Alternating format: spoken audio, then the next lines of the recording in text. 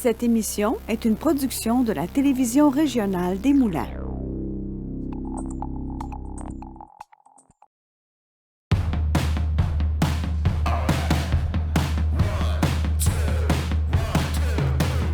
Ce soir à l'émission, Dominique Grenier et François Leblond de Musique au cœur sont avec nous. Et mieux vivre, des œuvres de personnes vivant avec la douleur chronique.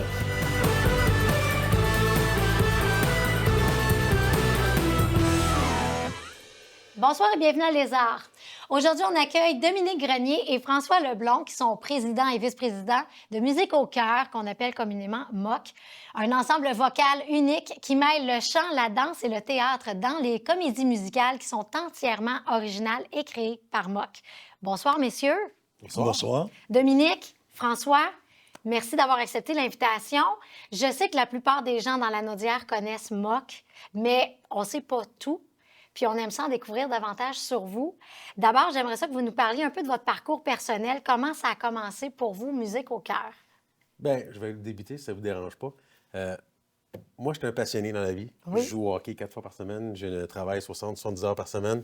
Donc, quand j'ai rencontré des amis qui chantaient dans la Musique au cœur, j'ai fait « Wow! » Tu sais, on est tous des chanteurs un peu de karaoké dans nos salons avec un petit verre de vin le samedi soir. Puis quand j'ai rentré dans la Musique au cœur, j'ai fait hey, ça me rejoint beaucoup. Donc, moi, c'est pas une délivrance, mais ça me fait passer un bon moment.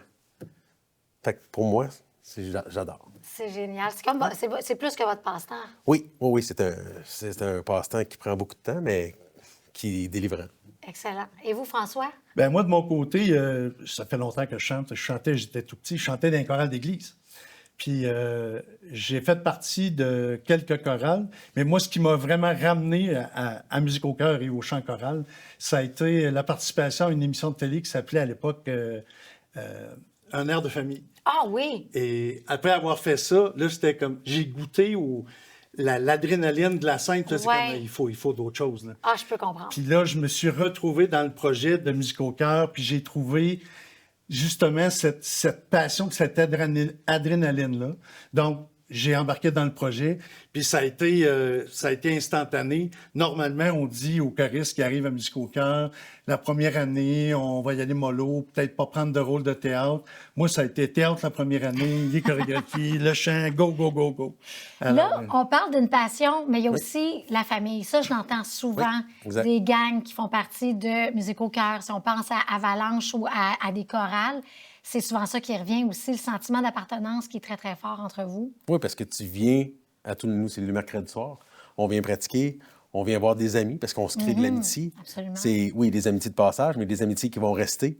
Musique au cœur a commencé en 1992 et c'était à l'époque, parce qu'on parlait d'église, c'était des chants de chorale. Oui, c'était une chorale d'église, comme beaucoup de chœurs qui existent encore aujourd'hui.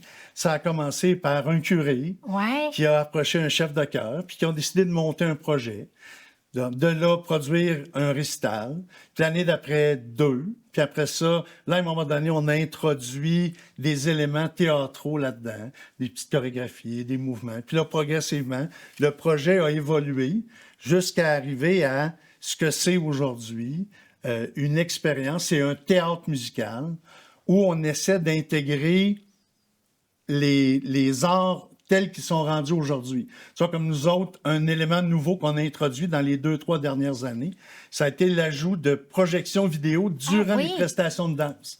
Ça, on faisait pas ça avant. Okay. Puis là, on trouvait, on a des beaux décors, les gens apprécient les décors qu'on a, mais cet élément-là, dynamique, ça a été rajouté dans les 2-3 dernières années. Donc, ça évolue continuellement. C'est pas un projet qui est fini dans le temps, c'est toujours en évolution. C'est le fun parce que vous êtes toujours à la recherche de nouvelles idées, de nouveaux textes, de nouvelles pièces à raconter. Là, avec le nouveau spectacle, ça a de l'air que. Ça part d'où, cette idée-là? Je pense que c'est un de vos membres. Comment vous fonctionnez? Bien, en fait, la façon qu'on fonctionne, c'est au moment de l'Assemblée générale annuelle. Okay. C'est là où on choisit quel va être le projet pour l'année prochaine. Okay. Donc, les choristes sont invités à soumettre un synopsis. Donc, les grandes lignes d'une idée. C'est quoi? Bon. Puis là, les membres votent sur le synopsis qu'ils choisissent.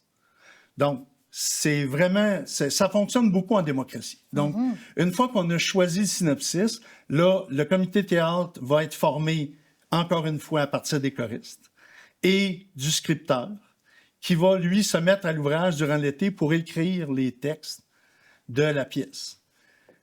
En août, c'est présenté aux choristes. Puis là, vraiment, les choristes savent dans quelle aventure on s'embarque. À travers tout ça aussi, bien, on va choisir la musique qui va accompagner le théâtre musical.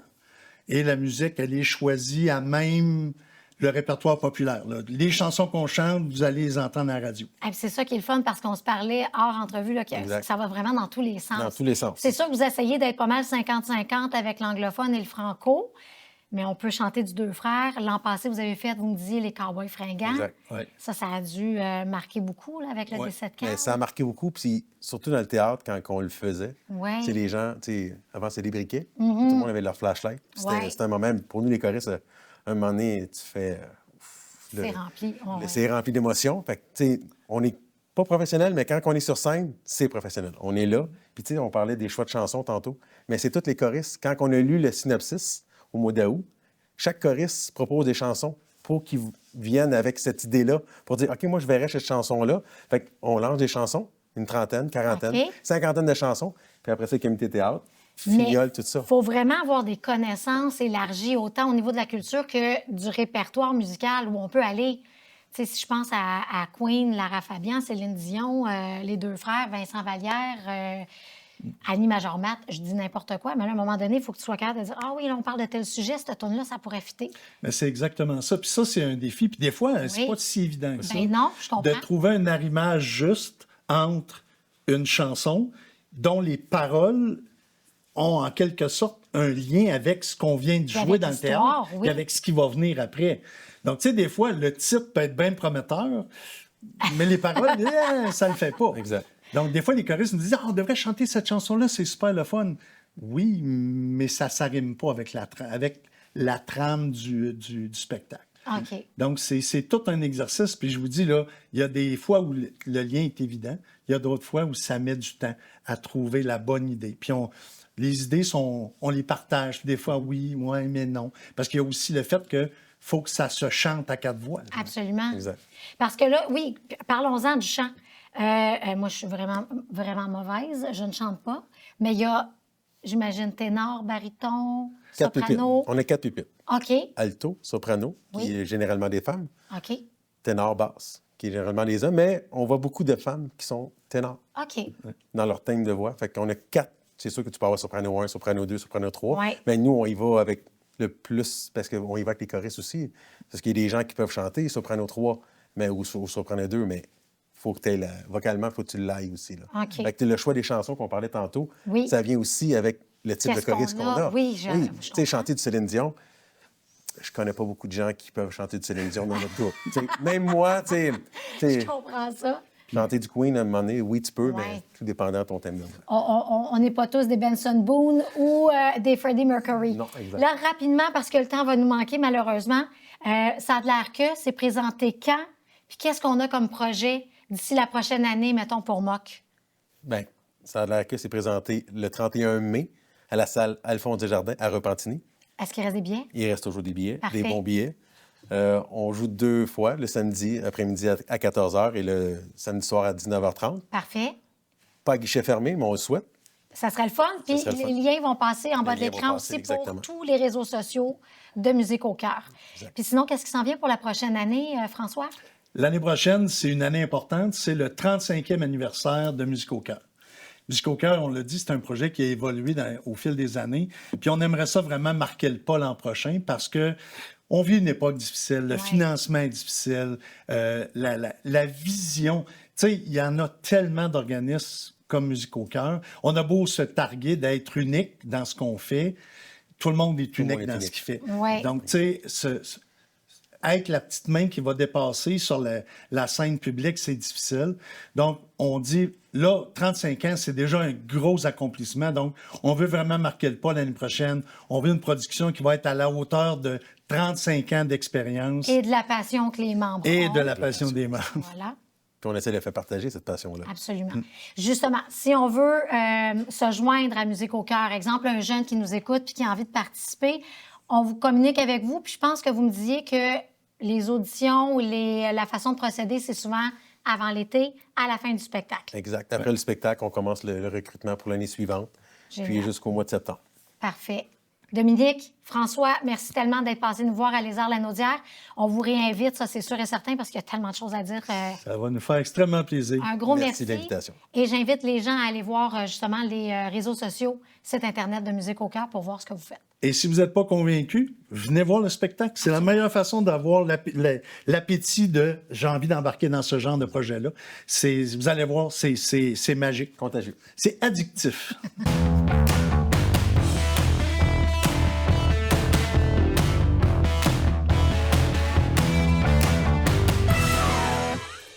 La télévision communautaire autonome parle des enjeux locaux, donne une voix aux citoyens et citoyennes, en plus de faire rayonner les talents d'ici. Accessible à tous, elle appartient à la communauté et donc à vous. J'ose ma télé communautaire, mon média de proximité. La Chasse-Galerie relance sa série L'Avant-scène pour une 3e année consécutive. L'objectif? Mettre en lumière des artistes d'ici. Et bonne nouvelle, un appel de candidature est en cours. Si vous êtes un artiste émergent et que vous rêvez de vous produire devant un public mélomane, c'est votre chance. Vous avez jusqu'au 18 mai pour soumettre votre candidature. Rendez-vous sur le site de la chassegalerie.ca ou écrivez directement à info@chasse-galerie.ca. Notre chroniqueuse Annick Raymond a visité la bibliothèque Christian Roy pour le vernissage de Mieux vivre. Une exposition poignante où des personnes vivant avec la douleur chronique partagent leur histoire à travers l'art. Une belle leçon de résilience et d'espoir. Ce soir à l'Assomption, je suis en compagnie de Patrick Brazeau et Hélène Fafard-Marconi pour le projet Mieux vivre.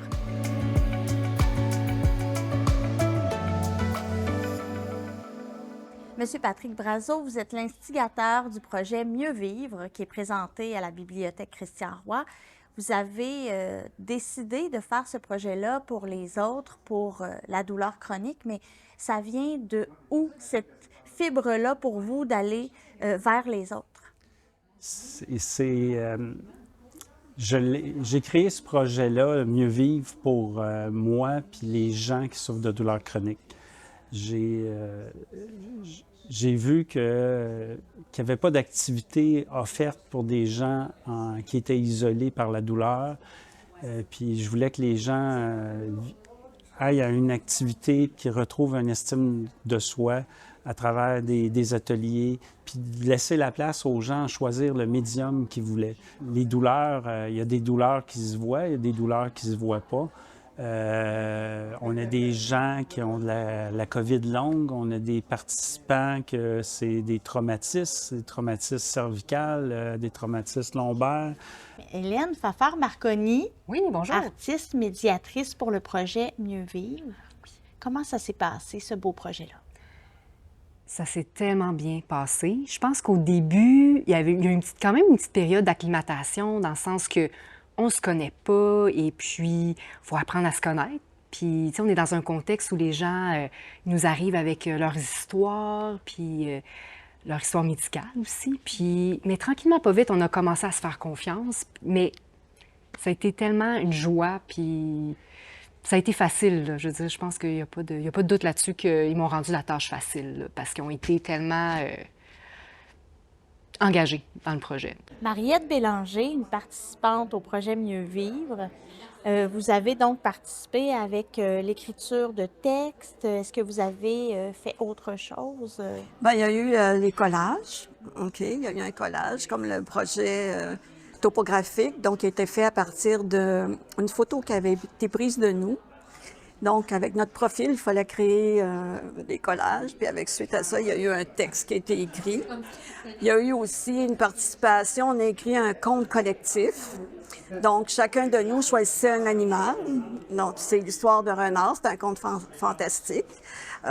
Donc, chacun des animaux dans le conte avait un message à passer à renard à qui était arrivé un malheureux accident et qui vivait avec la douleur. Donc, par la magie d'une étoile de mer, il s'était transporté auprès de différents animaux. Puis à partir de là, il y avait un message qui était laissé à chacun. Donc, ça a été un travail vraiment intéressant parce que chaque animal qui avait été choisi représentait comment la personne se sentait, si tu veux. Alors moi, j'étais un cheval de course, un ancien cheval de course, qui avait été malade et qui ne pouvait plus faire de course. Donc, il y avait un message à transmettre à Renard pour dire que même s'il n'était plus un champion, il pouvait aussi relever des défis. C'est extraordinaire. Voilà. Qu'est-ce qui vous a poussé à vous inscrire à ces ateliers-là? Bien, en fait, moi, ça fait 25 ans que je vis avec le syndrome de fatigue chronique, la fibromyalgie, mais les groupes d'entraide pour la douleur chronique sont basés plutôt sur comment gérer la douleur, etc. Moi, je cherchais quelque chose, j'ai toujours eu un aspect créatif dans ma vie, donc je cherchais un endroit où, justement, il y avait une approche différente.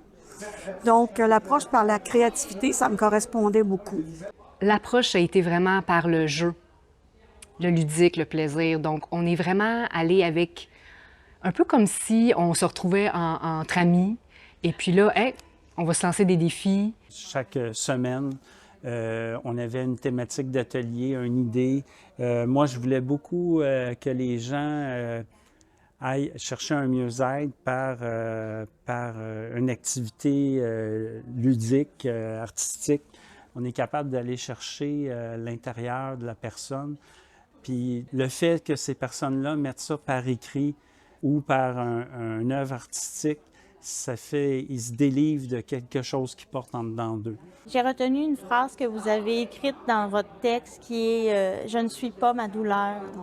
Et c'est une phrase qui m'a frappée parce que je me suis dit, effectivement, les gens qui souffrent de douleurs chroniques sont autre chose que ça, mais j'ai l'impression que parfois, ces gens-là oublient qu'ils sont autre chose que ça. Donc, oui, bien écoutez, moi, j'ai un cheminement quand même de 25 ans derrière moi. C'est sûr qu'au début, de se détacher de sa douleur, c'est plus difficile parce que c'est tellement envahissant certains jours. Mais j'ai appris avec le temps que non, ma douleur est là, mais c'est pas juste, je ne suis pas que ça. Donc, je peux faire autre chose dans la vie qu'être un corps en douleur. Vous êtes médiatrice, oui. Vous avez l'habitude de faire des activités pour toutes sortes de clientèles. Oui. Mais comment on approche cette clientèle-là plus spécifiquement? Est-ce qu'on l'approche différemment? Est-ce qu'on réfléchit plus? Ouais. Où est-ce qu'on va? Est-ce qu'on se met des limites? Est-ce qu'au contraire, on brise nos limites? Je pense que j'ai aimé ce que vous avez dit par rapport à briser les limites. Je pense que c'était bon aussi de pouvoir peut-être les pousser un peu, puis justement, le voir jusqu'où on pouvait aller. Parce que, tu sais, de toujours rester dans le confort, c'est peut-être pas mieux non plus, mais ça a toujours été... Tu sais, on parlait d'approche il y a quelques secondes. C'est aussi une approche d'invitation. Moi, je forçais personne. Puis je pense que ça a été ça qui était peut-être différente qu'avec mes autres groupes, avec les autres types de clientèle, dans le sens que, non, écoutez, allez-y à votre rythme.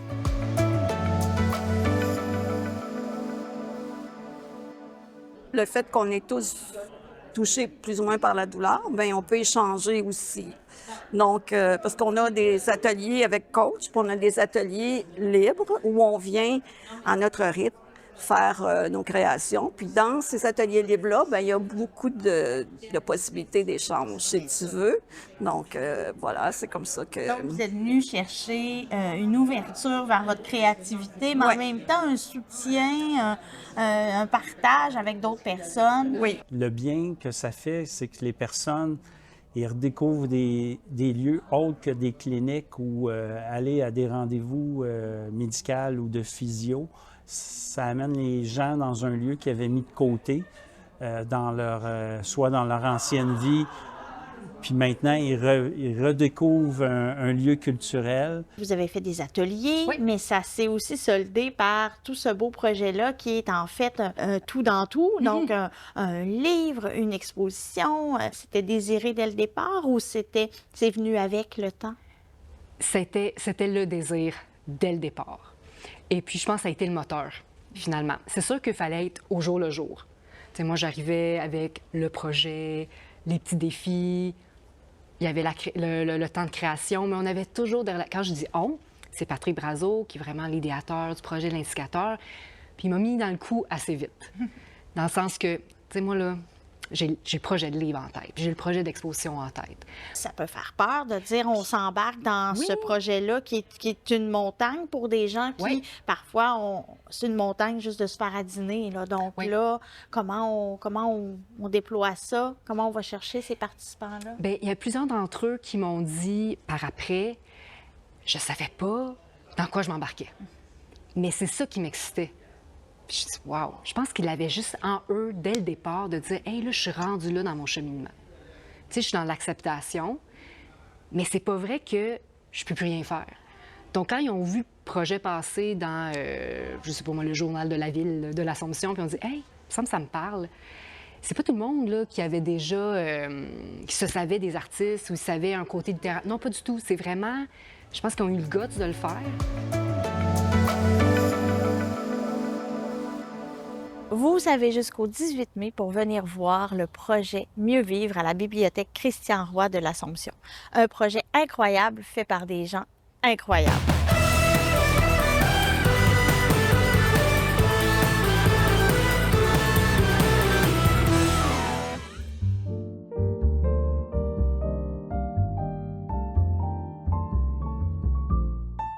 Bonjour, je m'appelle Isabelle Caillat, je suis artiste.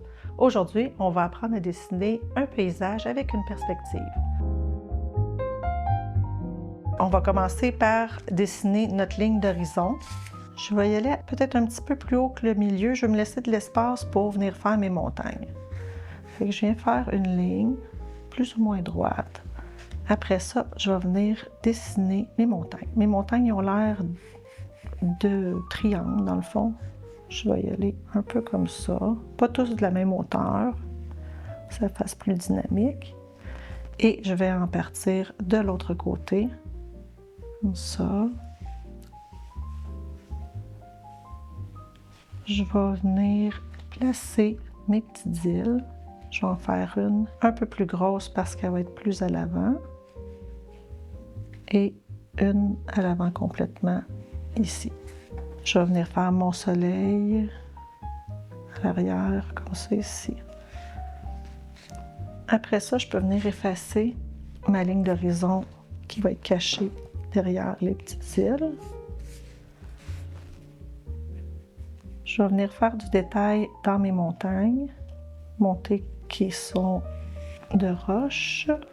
Je vais venir faire l'autre ici, comme ça. Ça n'a pas besoin d'être parfait.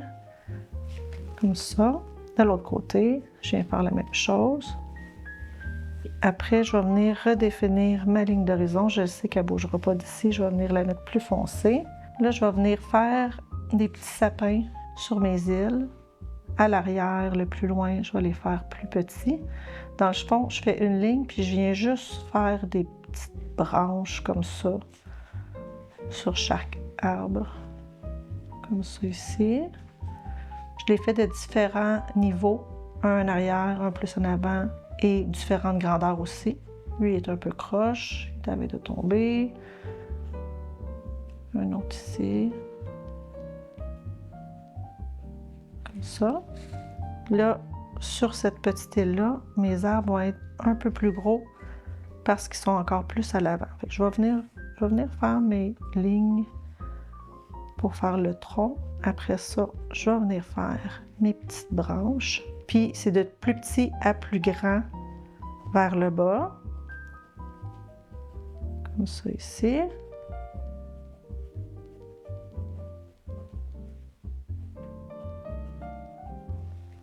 Puis, en avant complètement, je vais venir en faire un encore plus gros. Puis, je viens passer par-dessus mes autres petits sapins que j'ai fait à l'arrière pour donner de la profondeur.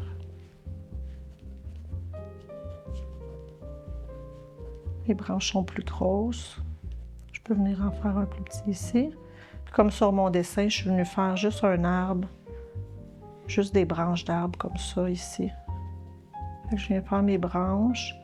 Je viens en rajouter un peu comme ça. J'essaie de ne pas les faire trop droites. Comme ça ici. Je vais venir faire un peu de gazon, donner de la texture. Un peu ici. Comme ça, il pourrait avoir une roche, si on veut. Là, dans mon eau, je vais venir faire un peu de vagues. Pas des vagues, mais des petits détails pour venir montrer que c'est de l'eau.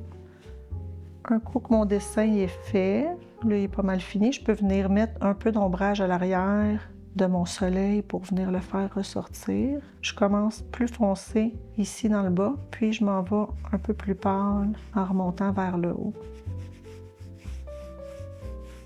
Je pèse moins fort, je fais des petites lignes. Je vais venir en faire en arrière des montagnes, ça va les faire ressortir, comme ça. Puis, je vais venir faire de l'ombrage. Je vais venir le faire en hachure comme que j'ai fait sur mon image. Comme ça ici.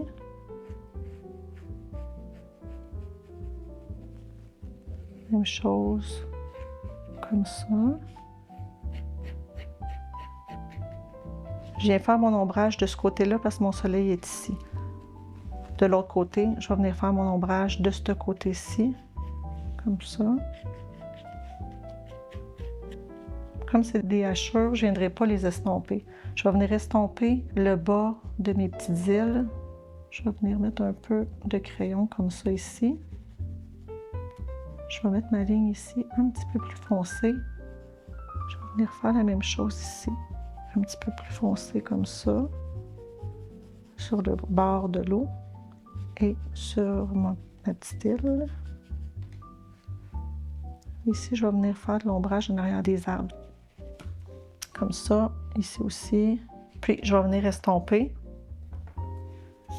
Comme ça, un peu dans l'eau. Même chose ici. Des petits ombrages en arrière de mes arbres. Si on veut, on peut venir redéfinir nos lignes. Après, si vous voulez, vous pouvez venir ajouter des nuages, si vous voulez, dans votre ciel, des petits oiseaux. Après ça, moi, j'en ai fait un qui est en couleur. Je me suis amusée avec les couleurs. Vous pouvez choisir les couleurs que vous voulez. Vous pouvez venir laisser cours à votre imagination. Bonne création!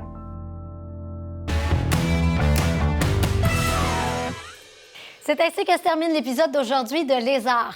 Pour découvrir l'ensemble de notre programmation, rendez-vous sur le tvrm.ca ou sur notre chaîne YouTube. Et pour rester à l'affût de toutes nos nouveautés, pensez à vous abonner à notre infolettre. On se retrouve la semaine prochaine pour une autre émission. D'ici là, passez une excellente semaine.